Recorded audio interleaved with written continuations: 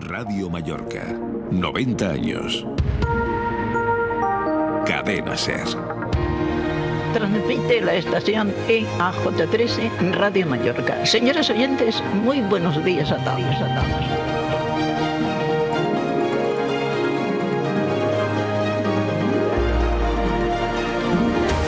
Buenos días y bienvenidos. Radio Mallorca, Cadena SER y el despacho de abogados Garrigues en Mallorca les agradece su asistencia. El futuro no está escrito. Claves de un futuro inquietante y fascinante. Deseamos que disfruten de una interesante conversación entre el periodista Iñaki Gabilondo y el jurista Antonio Garrigues Walker, moderado por Montserrat Domínguez, directora de contenidos de la cadena SER. Damos la bienvenida a Antonio Garrigues Walker, Iñaki Gabilondo y Montserrat Domínguez.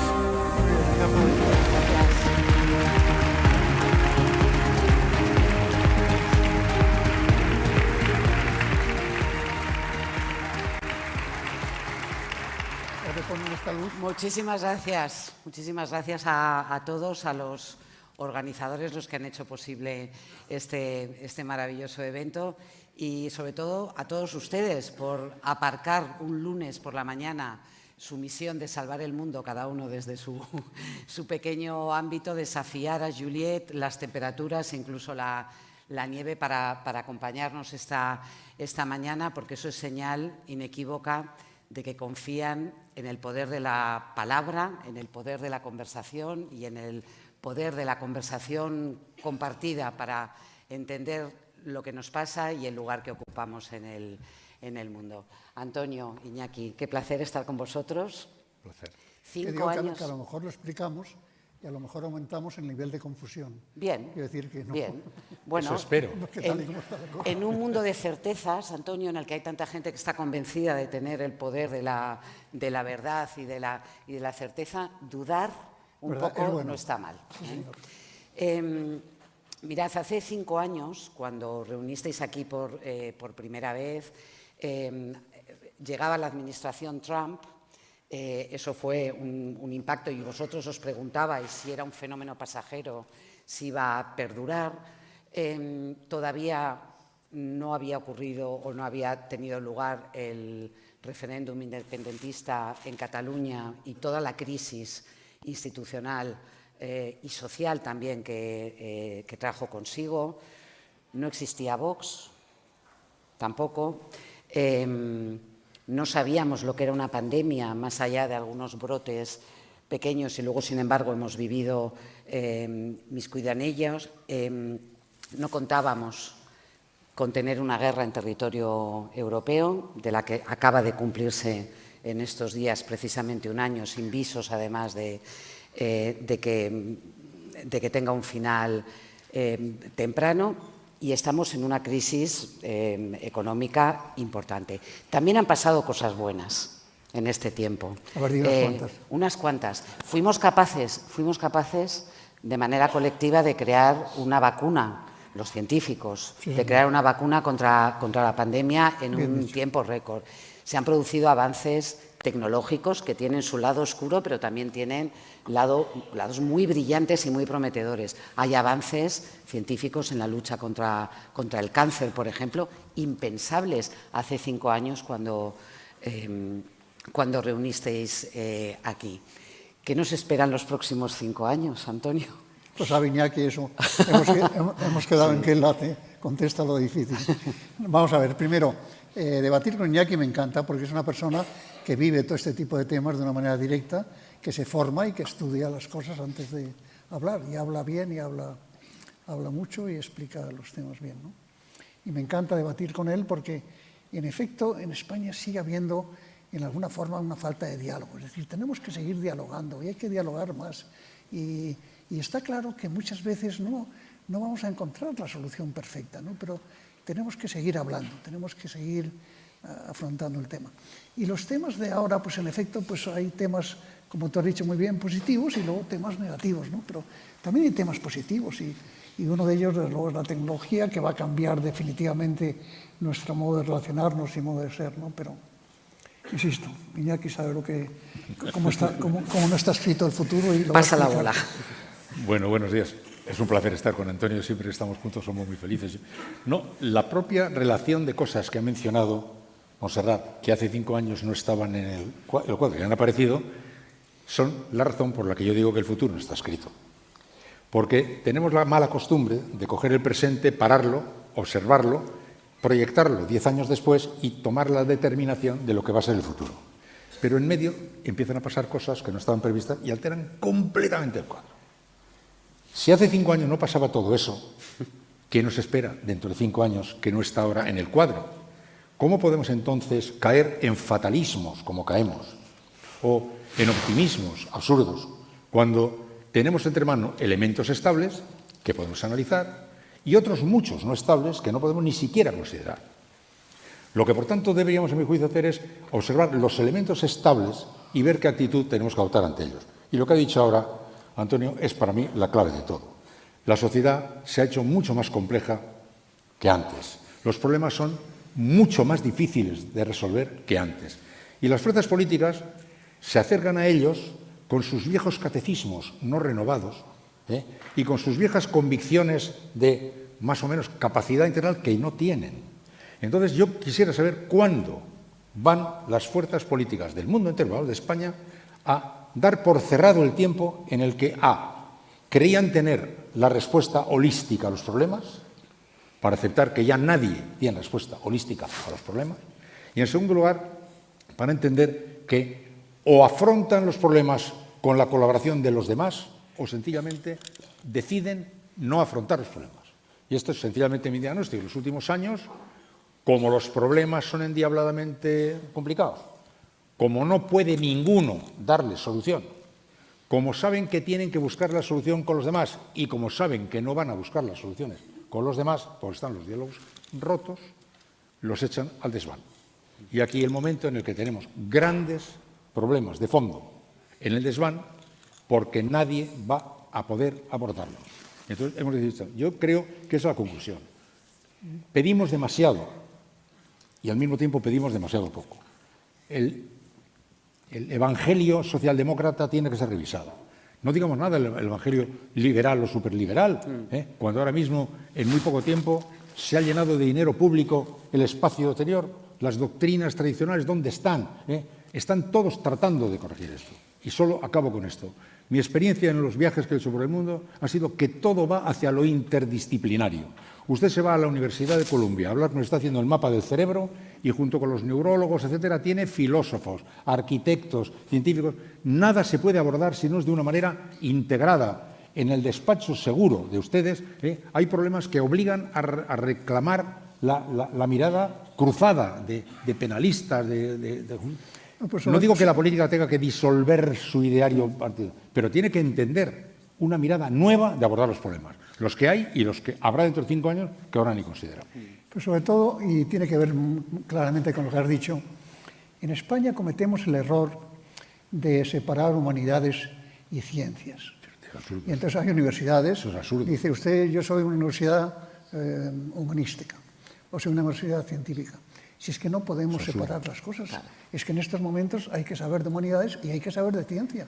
Sí. Y en Estados Unidos y en los países anglosajones, inevitablemente se aprende en la universidad y en todo tipo de escuelas, tanto temas humanitarios como temas de ciencia.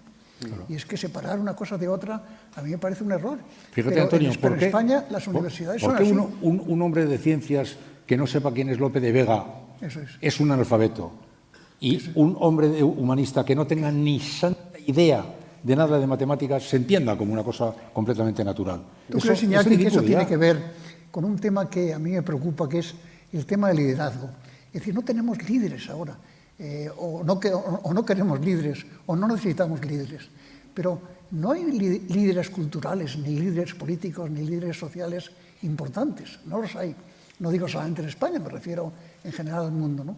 Yo creo que el tema del liderazgo es un tema que tendremos que plantearnos si lo queremos o no lo queremos. Dejadme que sobre lo que hablabais aborde una dimensión que es muy importante para los que nos dedicamos a la comunicación, pero creo que también para las personas, y tú, Antonio, toda tu vida has sido un divulgador también, humanista en el sentido más amplio. Eso que decíais, que las humanidades y la parte científica, los científicos no pueden separarse, también es muy importante que todos y cada uno sean conscientes del papel de la divulgación, porque es importante no dejar atrás la comunicación, ahora que ya hay tantos canales, que ya no solamente somos los medios de comunicación, que existen las redes, que cada uno en su área de conocimiento impulse esa relación con las personas, porque ahora tenemos acceso a mucha más información, es verdad que también a mucho más ruido, pero yo recuerdo los primeros científicos que hablaban del cambio climático, que nos alertaban de lo que estaba ocurriendo, costaba que explicaran en un lenguaje claro y comprensible lo que estaba pasando. Les daba pudor, estaban más preocupados de que sus compañeros académicos no les pusieran un fallo. Y eso es muy importante en una época en la que la comunicación sigue siendo más vital que nunca. Divulgar, contar, explicar lo que cada uno hace en sus territorios. Bueno, Iñaki lo hace constantemente, vamos, claro. Es un divulgador. Yo soy un divulgador en alguna forma, pero el verdadero divulgador es él, ¿no?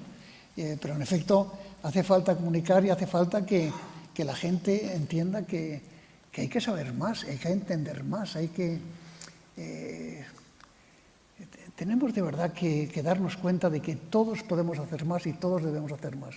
Estamos en una humanidad que necesita mucho más esfuerzo por nuestra parte. Yo creo que ahí estamos dormidos, no damos de sí lo que tendríamos que dar, ¿no? Y este tipo de diálogos, por ejemplo, en este teatro tan bello y tan renovado y tan perfecto, ¿no?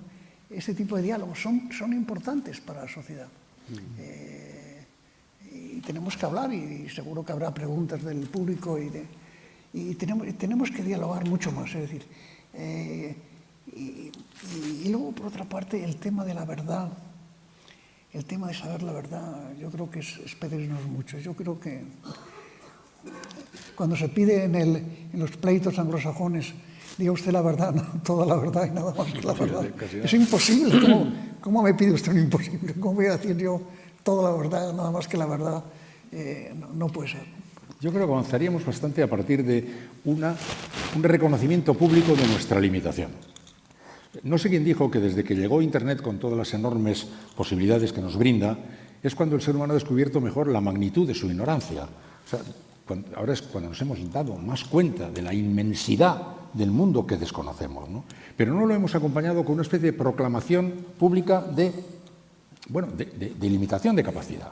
O sea, la suma de impotencias sí puede construir un poder arrollador, pero hay que comenzar a partir de la proclamación de la impotencia. Yo cuando recordamos la transición, y algunos se ponen muy desagradables con los que decimos que la transición fue un momento extraordinario, porque es que fue un momento extraordinario. Yo no digo que se trate de reproducir nada, pero sí reproducir la actitud. Érase una vez un país que tenía un problema endemoniado y todos reconocieron que no podían ellos abordarlo. Lo de los pactos de la Moncloa, yo siempre he dicho, la fotografía de los reunidos en los pactos de la Moncloa produjo en España un efecto absolutamente balsámico. La gente no sabía ni lo que habían acordado. Luego supimos que había habido muchas cosas, pero era igual lo que sabía. Habían llegado a un acuerdo que transmitía a la sociedad: no deposite usted sus esperanzas tontas en este o aquel, porque ninguno va a poder. Todos juntos vamos a poder. Y a mí aquello me pareció inolvidable. Y como es inolvidable, pues no se me ha olvidado. Y lo recuerdo ahora otra vez, ¿no? ¿Qué problemas tenemos nosotros que pueda abordar un partido? No creo que haya ningún problema, de verdad, que tenga la sociedad española que pueda abordar ningún partido. Ninguno. Tenemos un problema con la juventud que es un escándalo, que debería forzar a todos a hacer algo verdaderamente extraordinario. Tenemos problemas tenemos un problema de envejece la población, porque por fortuna se prolonga la vida, no nacen niños. Y aceptamos eso con resignación diciendo, bueno, dentro de 30 años, perdón, un momento, esas cosas se pueden abordar, pero está fuera del alcance de una formación. Entonces, ejemplos así, lo mismo vale para la educación, que para la reforma energética, para lo que sea, la reforma territorial, lo que queramos, la revisión de la Constitución. Nada se puede hacer si no es entre todos. Pero resulta que todo se puede hacer entre todos. Eso es lo que yo descubrí. Lo de envejece la población no lo dirás por mí, ¿verdad? Que lo de envejece la población no lo dices por mí, ¿no? Pero quería decir en ese aspecto que, en efecto, el tema del envejecimiento, que yo creo que tendríamos que usar una palabra más bonita, ¿no? Que sería longevidad, ¿no? Que es mucho más bella que envejecimiento, es malísimo. Pero hablar de longevidad, la longevidad va a aumentar, está claro. Hay una serie de temas que van a cambiar el futuro y me gustaría debatir contigo sobre eso. Una es el tema de la longevidad, que es que vamos a vivir más y por tanto, pues la edad de jubilación, la actitud ante la vida, etcétera, etcétera. Porque claro, es que ahora una persona que la jubilan a los 65 años o 63 años, pues es que le queda una cantidad de vida realmente tremenda, ¿no? Y por lo tanto, pues habrá que hacer otro tipo de planteamiento de una nueva sociedad. El siguiente tema es que ha cambiado un tema básico, que es el protagonismo de la mujer. Tú y yo hemos vivido una época en la que el protagonismo de la mujer era prácticamente nulo. En cambio, ahora en estos momentos el protagonismo de la mujer está creciendo y ya sabemos que eso no hay quien lo pare. Yo no digo que haya desaparecido el machismo, pero bueno, que ya poco a poco... Estamos empujando. Yo, por ejemplo, ya he firmado un documento en virtud del cual no puedo intervenir en un debate en donde no haya al menos una mujer. Por eso me he preguntado si tú estabas presente para asegurarme que podía estar. Sí. Pero fíjate, eso que planteas, Antonio... Que por cierto, nos han puesto unos pocos, lo digo para que lo sepan ustedes público, que poco a poco acabaremos diciendo la verdad, porque es que no sé. Estamos obligados, ¿no? Mira, dejadme que lo enfoque en algo muy concreto.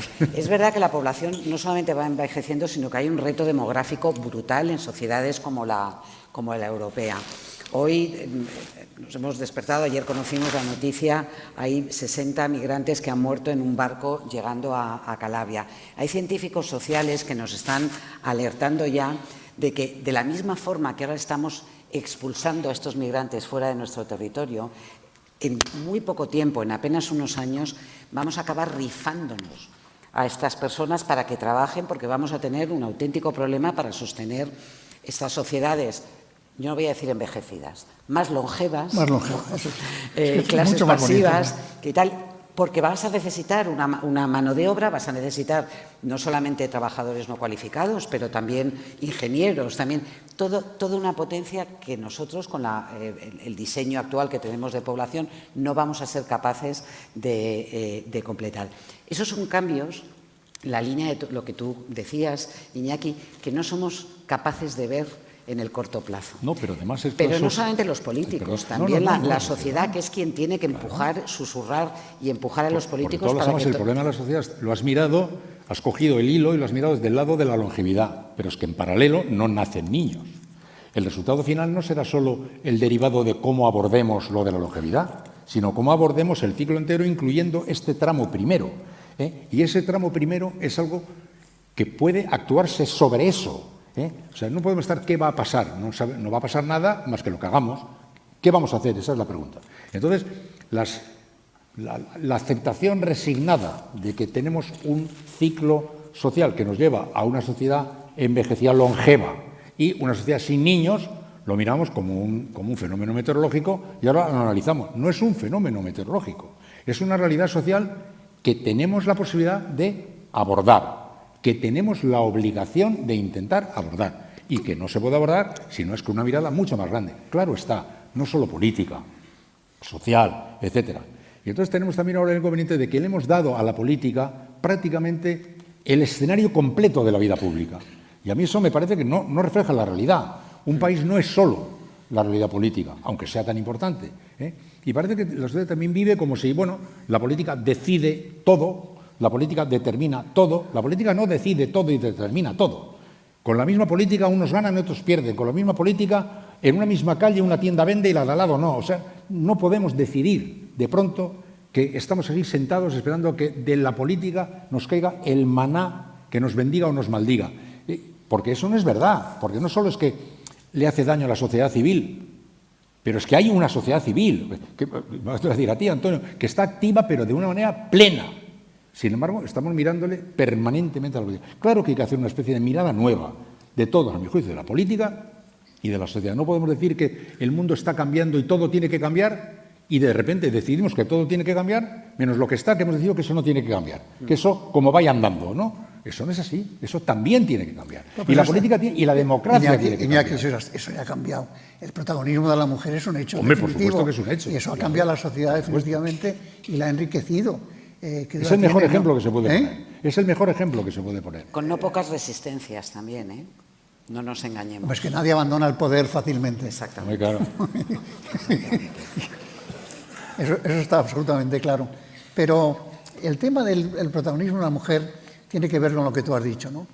En el sentido de que hay muchas mujeres ahora que está claro que el tema de tener hijos dicen que es un tema que nos divierte mucho a nosotros, los hombres, pero que una mujer no va a renunciar a toda su vida profesional o a toda su carrera por tener hijos. Y eso yo creo, ese tema sí es un tema que hay que abordar. Porque claro, la idea de que una mujer tenga que renunciar a toda posibilidad por tener 2 hijos, que en efecto, si tiene 2 hijos, tiene que renunciar a todo ese tipo de temas, es un tema serio. ¿Qué podemos hacer en ese aspecto, para que la mujer tenga mucha más libertad y muchas más posibilidades? Porque si no, no van a tener hijos. Claro. Porque hablas con las chicas jóvenes y te dicen, yo no, vamos, fíjate, un hijo quizá. Si lo tuviéramos nosotros ya lo hubiéramos observado. No, pero fíjate, eso que planteas en Islandia, que tiene una población mucho menor y que están obligados por supervivencia a cuidar de cada niño como sea un tesoro, las chavalas pueden tener hijos con 20, 22, 23, 24 años y saben que todo el Estado y toda la sociedad va a cuidar de ellas, van a permitir su crecimiento profesional y van a cuidar de su hijo porque a cada niño lo hace crecer la tribu entera. Yo creo que ha habido una cierta dejación de funciones social respecto a la necesidad que tenemos de que las madres y los padres puedan tener hijos y eso no suponga para ellas un corte radical en su vida. Pero déjame que al hilo de esto os plantee una cosa. Algo que nos ha traído la pandemia ha sido el teletrabajo. Ya existía, pero se ha acelerado. Yo no sé cómo percibís vosotros a estos chavales que nos dicen ahora, yo no quiero trabajar como habéis trabajado vosotros, horas y horas y horas y horas dedicadas a la profesión. Es verdad que hay profesiones que son más vocacionales, que no queremos trabajar así, queremos jornadas de 4 días. Eso lo están implantando ya algunas empresas. Hay un terremoto de fondo. La inteligencia artificial va a hacer que muchos procesos ya no los desarrollemos como hasta ahora, como ya han hecho los robots en algunas áreas. ¿Tenéis la sensación de que estamos realmente ante un momento definitorio respecto a los esquemas de trabajo que hemos tenido hasta ahora, las relaciones de producción? El trabajo es una maldición, eso lo sabe todo el mundo, vamos, en fin. Y además ya se nos dijo desde el principio, se dijo, ganarás el pan con el sudor de tu frente. Eso hay que saberlo, ¿no? Y yo creo que, en efecto, la tendencia es a trabajar lo menos posible y que acabaremos en la semana de 4 días, que el teletrabajo se va a imponer de una manera definitiva, con lo cual los espacios físicos dejarán de tener tanta importancia y se ahorrará muchísimo dinero en ese aspecto. Es decir, ya hay muchas empresas que tienen gente que trabaja en teletrabajo y que no necesita ese tipo de temas. Ahí va a haber cambios significativos, pero yo creo que esos cambios a nadie deben preocuparles. Es decir, la sociedad está acostumbrada a aceptar todo tipo de cambios y hemos venido aceptando todo tipo de cambios. Iñaki y yo hemos vivido una época joven, él sobre todo, pero en fin, hemos vivido una época joven que no tiene nada que ver con esta, es decir, había otro tipo de planteamientos y de temas, pero luego nos acabamos acostumbrando y lo haremos bien. Yo no tengo el menor miedo. Yo creo que la humanidad nunca va al caos, que la humanidad no quiere ir al caos y que siempre encontrará soluciones. Sí, yo creo que en el caso que tú sacas se evidencia que estamos en un terremoto, pero elige cualquier otro tema y te diré lo mismo. ¿Hay algo que no esté en este momento viviendo este viaje del tiempo que conocíamos al tiempo en el que estamos ahora metidos? en un viaje de un cambio a una velocidad vertiginosa. Todo está en un cambio a una velocidad vertiginosa. Por eso estamos desconcertados y por eso no tenemos respuestas exactas. Yo por eso me planteo más el método de abordar los temas que las respuestas. Yo no tengo una respuesta para ningún problema, porque estamos en un gran cambio. Claro que en el mundo del trabajo hay un enorme cambio. En la mujer. Yo recuerdo cuando, en un momento determinado, cuando una compañera mía se cerró un canal de televisión donde estábamos en el CNN y una compañera mía de 50 años se quedó como la sensación de haber sido burlada por la vida, porque ella tuvo que elegir entre dedicarse a su oficio o ser madre, y yo no tuve que elegir entre dedicarme a mi oficio y ser padre. Entonces yo me di cuenta perfectamente de que estamos en la prehistoria todavía, estamos en ese mundo. Ahora elige otro mundo, todo está en viaje. El problema no está tanto en que tengamos hoy una respuesta a tu pregunta, sino cómo abordamos estas cosas. Las abordamos esperando a ver qué pasa, hablando de ellos como ¿qué crees que va a ocurrir? Jugando al pronóstico, el pesimista, el optimista, o adoptando una actitud de abordaje de estos temas distinta de las técnicas de abordaje con los que les hemos tratado hasta el momento. Abordarlos de otra manera, más integrada, implicada la sociedad, observada las fuerzas políticas, dejando a un lado hasta donde puedan su lógica disputa por el poder y tratando, porque si no, no vamos a darles un encauzamiento. Pero todo está de excursión de un mundo que se está yendo a otro mundo que está viniendo. Pero yo insisto en el capítulo optimista, no optimista, esperanzador, porque como he dicho muchas veces, vemos el estruendo que hace el árbol que se desploma y no vemos la hierba que crece, que no hace ruido. Pero está creciendo mucha hierba también. O sea, hay un montón de iniciativas en todo el mundo y en España también que están haciendo cosas de enorme provecho. No las vemos por el miedo que nos da el mundo que vemos que se nos derrumba, que era el nuestro. Pero están habiendo muchas cosas. Pero la clave, yo creo, está en que no hemos modificado nuestra manera de analizar la realidad. La analizamos con los códigos antiguos. Iñaki, ¿tú qué ves que mejora? ¿Tú qué crees que mejora? Cuando dices que estamos viendo muchos avances, ¿en qué avanzan? No. Yo he visto en todo el mundo una enorme cantidad de gente joven preparando cosas, activando cosas, proyectando cosas, explorando cosas que no sé a dónde conducirán. Están cambiando ya los paradigmas. Muchos chicos empiezan a no querer comprar y prefieren usar que ser propietarios de. Se están observando señales de códigos nuevos, que no son los míos, pero los percibo. Yo percibo el temblor de lo nuevo, quiero decirte. No solo percibo el desplome de lo viejo. ¿Tú crees que eso es bueno o no es bueno? Buenísimo. Es buenísimo, ¿no? Buenísimo. Pero entonces... por eso me siento animado. Eso es lo que me esperanza a mí. Entendido. El temblor de lo nuevo que percibo. Y lo que me desesperanza es que estos problemas los seguimos mirando de una manera... ¿Qué pretende usted, querido mío? Yo recuerdo un día, te he contado 1000 veces, un día Rosa, ¿cómo se llama? Rosa Díez, me dice a mí, si gano mañana las elecciones, al día siguiente me cargo el concierto económico vasco. Le digo, muy bien, pues llame usted que no me lo pierdo. Vamos a ver, pero ¿por qué dice usted que va a cambiar usted si usted no puede cambiarlo? Usted no puede cambiarlo. Si quiere cambiarlo tendrá que hacer cosas, usted sola no puede. El otro, yo traeré mañana la República. Usted no puede traer mañana la República. Le daré la independencia a Cataluña. Usted no le puede dar mañana la independencia a Cataluña. No pueden seguir diciendo cosas que no pueden hacer. Hay que cambiar la mirada de las cosas. Lucharemos para esto, pelearemos para lo otro, avanzaremos en esta dirección. Yo seré muy feliz el día que oiga a las fuerzas políticas aceptar juntas su incapacidad de abordar esto. Y me horripila cada vez que se dispara contra el que intenta hacer algo. Eso me parece horroroso, ¿no? Pues tenemos que hablar de Cataluña entonces. Vamos a hablar de lo que tú quieras. Pero Iñaki, hay un repliegue en el abordaje de esos problemas. Claro que hay un repliegue. Y ligándolo con el liderazgo del que hablabas. Ahora hay una tendencia a identificar a líderes como, por ejemplo, Trump y todos los aprendices de brujo que han salido en estos 5 años, con una actitud ante los nuevos problemas buscando en el pasado.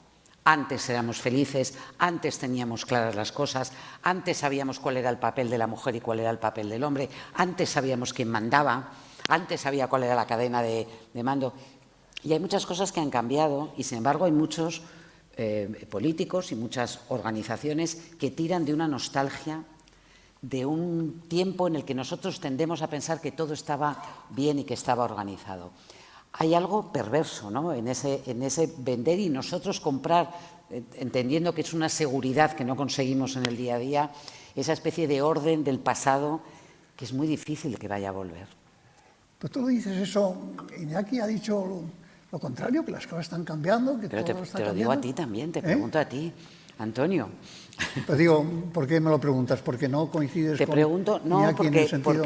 porque tú has hablado del liderazgo y hay una defensa también de una serie, hay como una especie de nostalgia por liderazgos firmes, que los liderazgos con el tiempo se ven muy claros, en el momento en el que están sucediendo a lo mejor no son tan nítidos.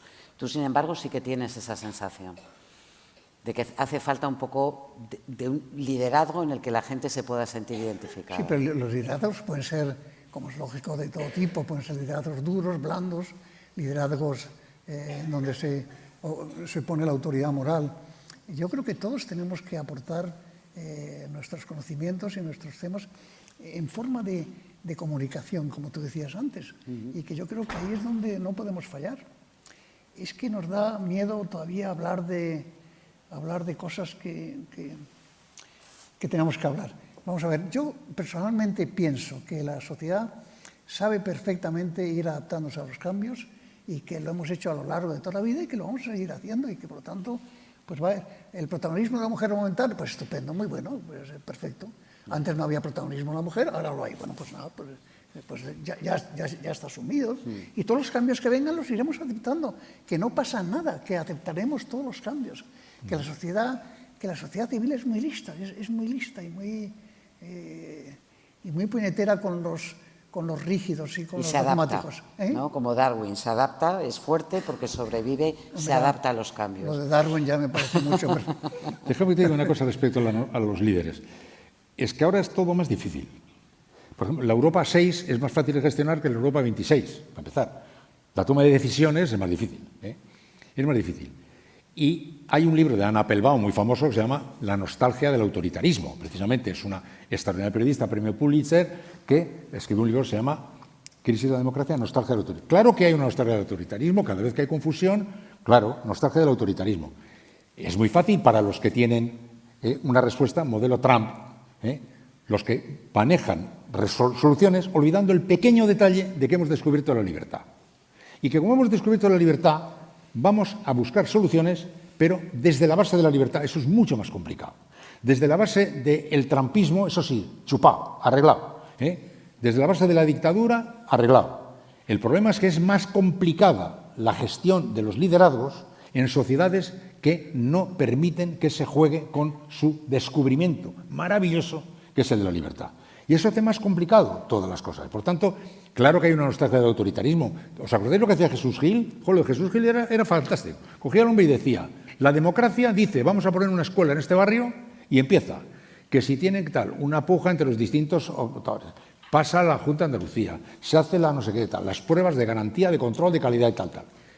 Mientras tanto, yo lo que hago la escuela. Hace la escuela, claro, saltándose todas las normas habidas y por haber, saltándose todos los concursos, todo el juego limpio, regalándoselo a su cuñado, pero hace la escuela. Claro, esa es una formidable ventaja, ¿no? Entonces tiene la fascinación del que resuelve los problemas. Nostalgia de ese autoritarismo. Qué bien vivíamos, la nostalgia del Franco francés, la Francia de la baguette maravillosa, la España de nuestra peseta, tal. Pero es que eso no es posible ya. Entonces, la nostalgia del autoritarismo está muy bien para el que haya decidido que las soluciones le vengan, aunque sea a costa de su libertad. Pero si tú quieres que vengan sin que sea a costa de tu libertad, tienes que aceptar que eso es más complicado.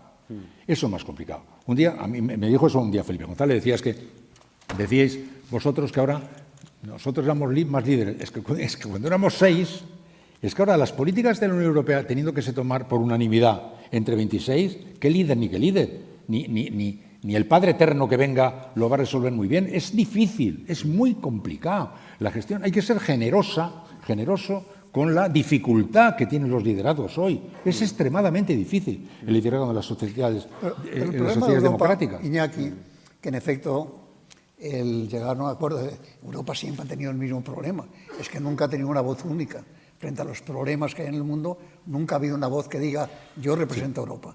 El señor Xi Jinping en China tiene una voz única. Claro. Y el señor Trump, que puede volver, por cierto, a ocupar el sitio, el señor Biden tiene una voz única. En Europa no hay una voz única. Claro. Y por lo tanto tenemos un problema. Porque es muy difícil construir esa voz como tú única. dices muy bien, con 26. Claro, ojalá la tuviéramos. Yo sería feliz de que la tuviéramos. Es un drama europeo.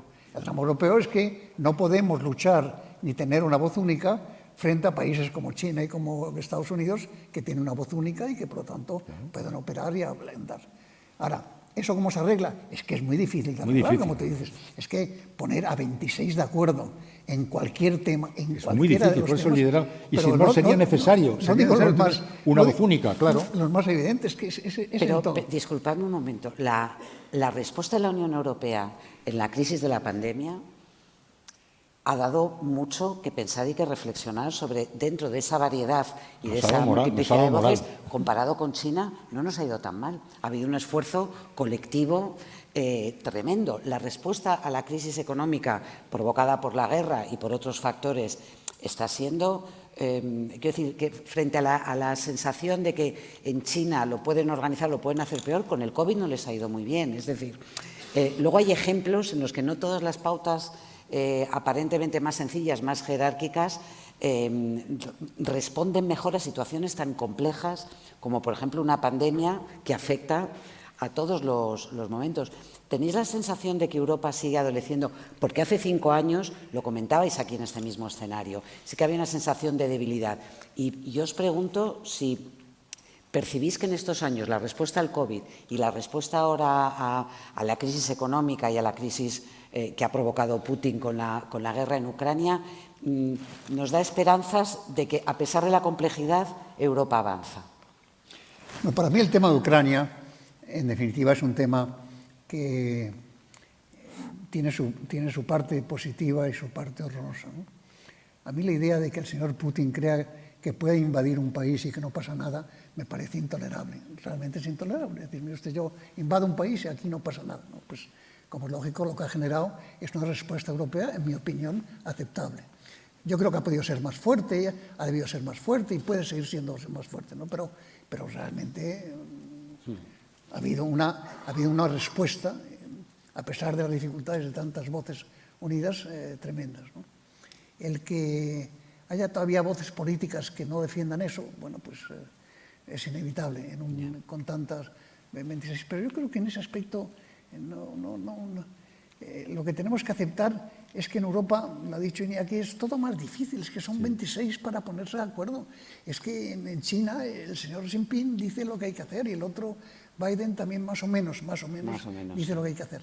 Pero nosotros, claro, poner de acuerdo a 26 países es tremendo. Sí, yo creo, déjame que te diga una cosa, yo creo que efectivamente Europa avanza, y avanza de una manera muy esperanzadora, pero al tiempo también que tú has señalado las evidencias positivas, también en paralelo están produciéndose amenazas no menos evidentes en los populismos antieuropeístas que están infectando esa misma unidad europea. Por tanto, todo el avance europeo es un juego delicado de paso adelante, paso atrás, zigzag, dificultades enormes, avance por ahí. Pero Europa yo creo que ha descubierto en los últimos años, con motivo de la guerra y con motivo de la vacuna, dos cosas.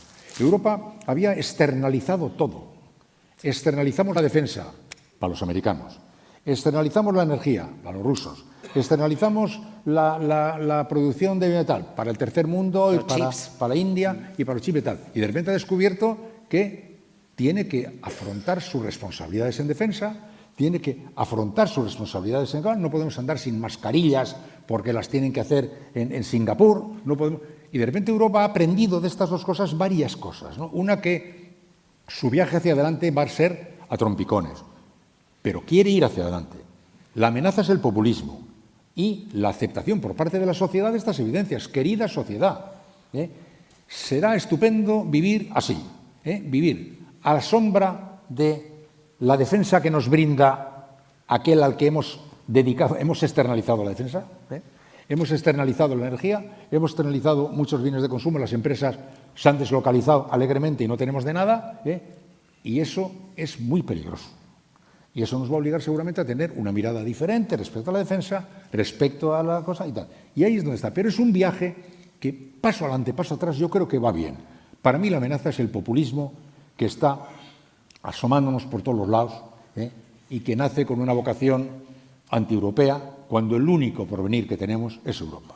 O sea, en el mundo que hay se está dibujando, o Europa es fuerte y nosotros somos fuertes en Europa, o no vamos a pintar Ahora, Iñaki, nada. hay que aceptar que el avance del populismo, y tienes toda la razón que hay un avance del populismo, se debe a que está ocupando un espacio que deberían ocupar otras fuerzas autónomas. Eso es verdad, eso también. Por lo tanto, echar la culpa al populismo, a mí me parece incorrecto. El populismo lo que ha hecho es ocupar un espacio político que le habíamos dejado absolutamente vacío.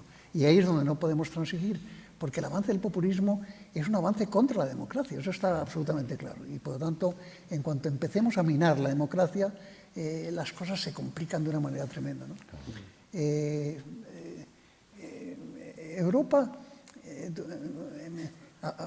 Europa tiene que reconocer sus debilidades. Y el tema de Ucrania, en alguna forma, nos ha hecho ver el tema. Pero yo me temo que en Europa vamos a vivir todavía una época muy complicada en donde China y Rusia, pues China y Estados Unidos van a ser los factores dominantes. Y habrá que aceptarlo. Y mi opinión es que Europa tendría que hacer algo para unirse a esos ejes. Igual que España. España nunca ha estado, por ejemplo, Europa siempre ha dependido del eje franco-alemán. Si el eje franco-alemán ha funcionado, Europa ha funcionado. En estos momentos el eje franco-alemán ya no existe.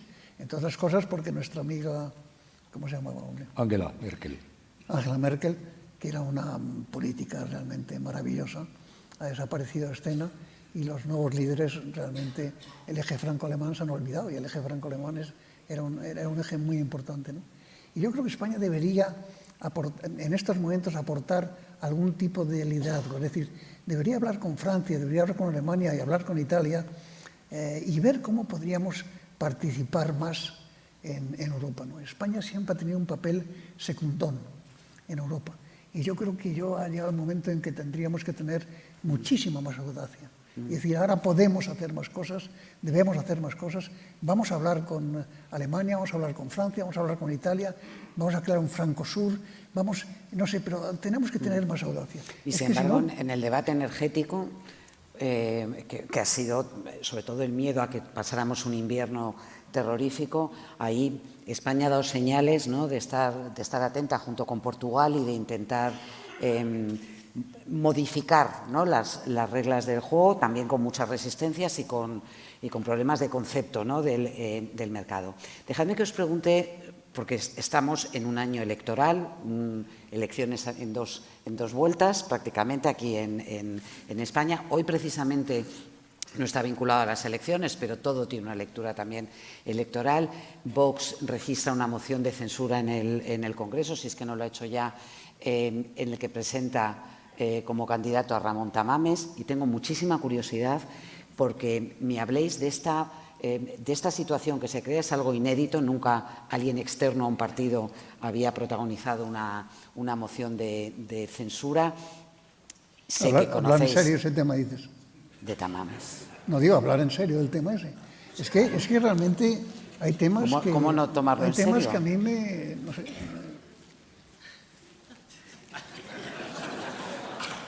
¿Yo qué digo? ¿Tú conoces a Ramón Tamames? ¿Qué? ¿Conoces a Ramón Tamames? Le conozco, sí. Claro, la influencia que ha tenido en este país, la formación además económica y política de este país. ¿Qué significa que Ramón Tamames vaya a defender en el Congreso de los Diputados, representando a Vox, una alternativa política al gobierno actual? Eso lo saben aquí.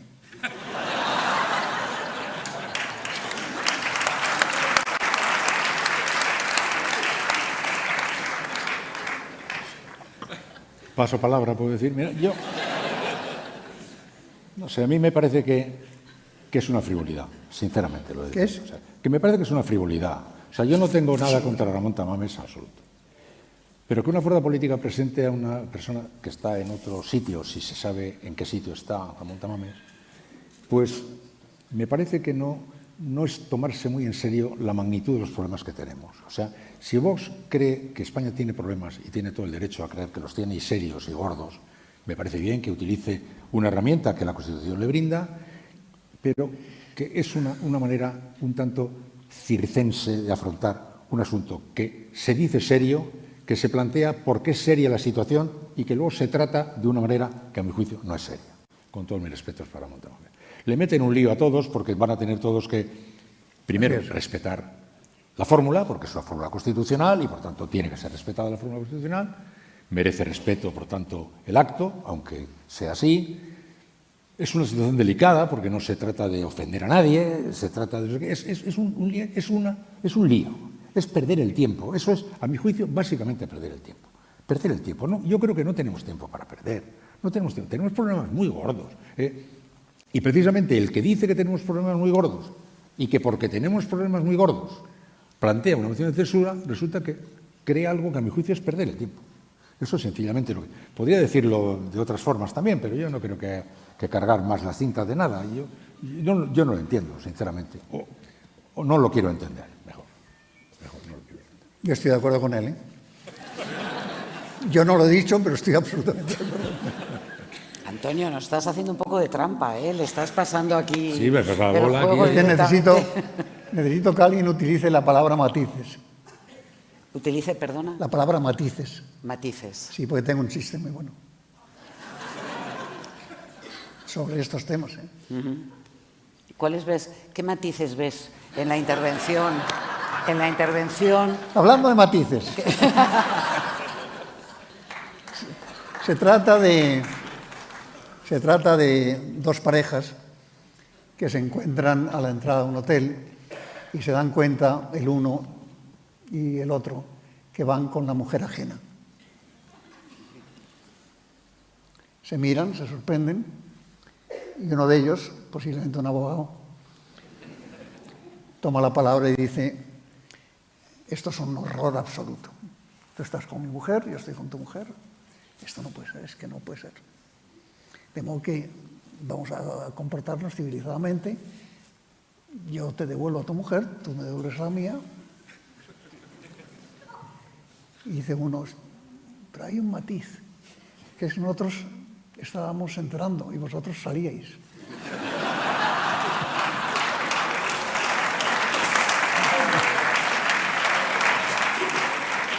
Por eso quería lo de la palabra matices, nada más. ¿Cuál es la relación política del chiste? Quizá la sepa Iñaki, yo no la sé tampoco, pero me parece importante decir de vez en cuando estas cosas. Estaba esperando que trasladaras el matiz del chiste a la moción de censura, a ver cómo lo conectabas por ahí. Seguro que ustedes tienen alguna pregunta indiscreta y molesta. ¿Hay alguna pregunta o no? Seguro que sí.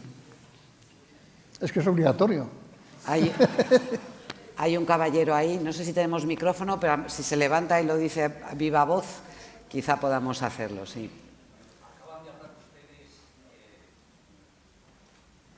Seguro que hay un micrófono.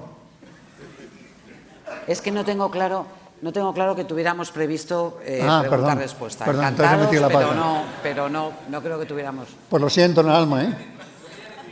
Venga. Me parece que la sociedad hoy en día es muy permeable. Es decir, nos dejamos influenciar por cualquier cosa o tontería que oigamos, a cualquier poder fáctico o no. Simplemente eso, no me quiero extender más. Me quería dar un poco de eso. Pues déjeme que le diga yo una cosa.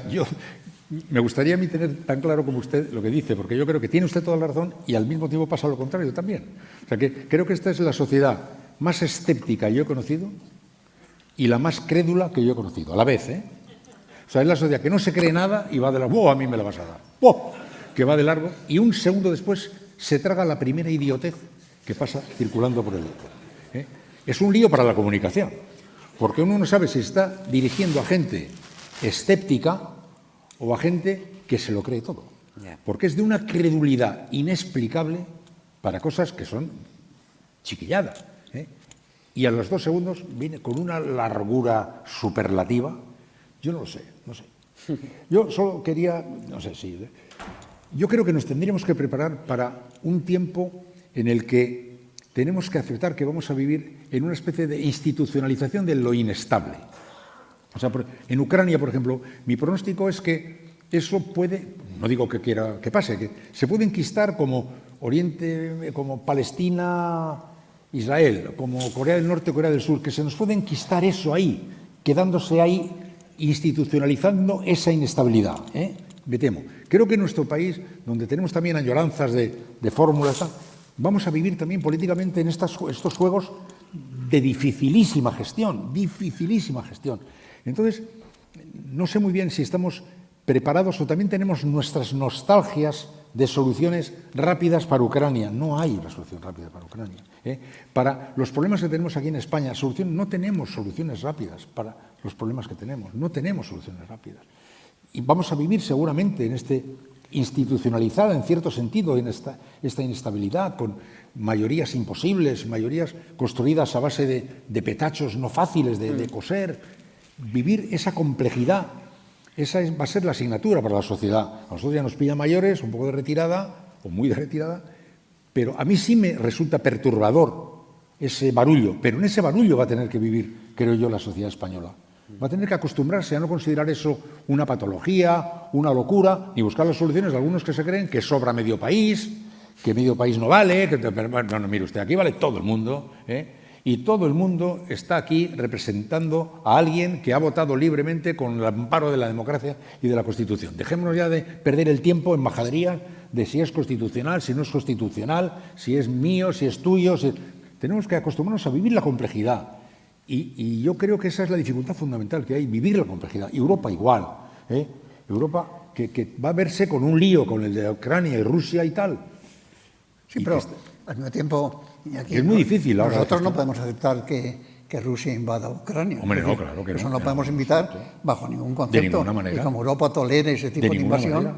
Estamos realmente en una situación complicada. No es aceptable. Porque después de eso viene Crimea y después de eso puede venir cualquier cosa, ¿no? Es decir, yo creo que ahí sí que un país como España tiene que estar absolutamente, y yo creo que lo estamos, absolutamente al lado de Ucrania. Yo creo que no hay duda de eso. Y luchando además de una manera tremenda, porque es que como toleremos esa invasión, realmente es intolerable, es algo realmente... Y comprendo que los temas, como tú dices muy bien, son complejos, que una gran parte de la población ucraniana es rusa, que hay que tenerlo en cuenta, por lo tanto no.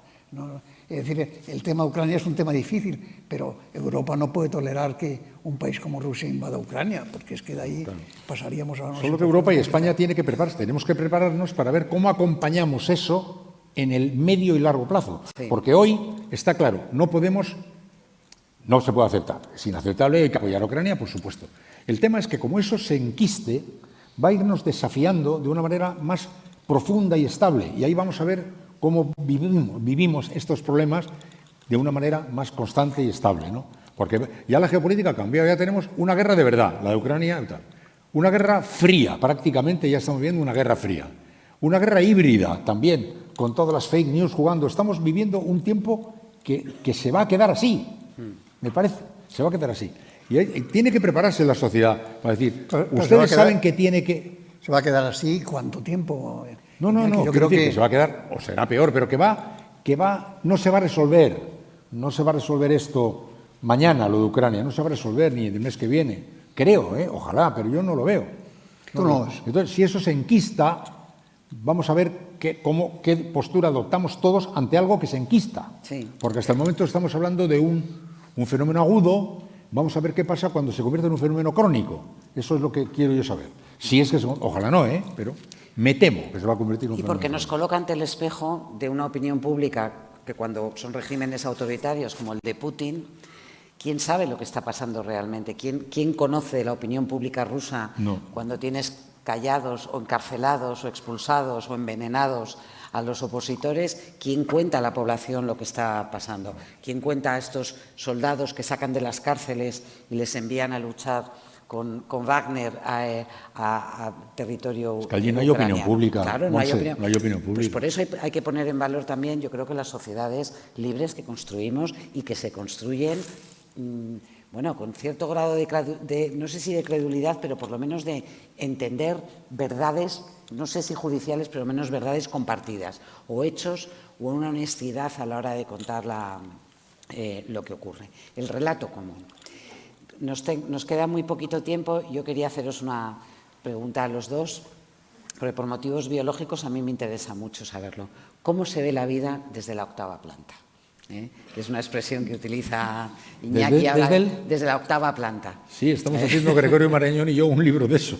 Sí. ¿Desde la octava qué? Desde el octavo piso. Desde los 80. Desde los 80. Cuando uno llega a los 80 y hay todos estos cambios en el entorno. Es que llega a los 80 ya. 80 me parece una maravilla. Lo que yo daríamos. 80, qué barbaridad. Tengo 88, lo digo para que lo sepan ustedes. No se lo digan a nadie que de aquí no salga, pero tengo 88. Pero no ¿Cómo se ve? ¿No te has vuelto un escéptico, Antonio, respecto a la vida y respecto a la sociedad? Todavía no.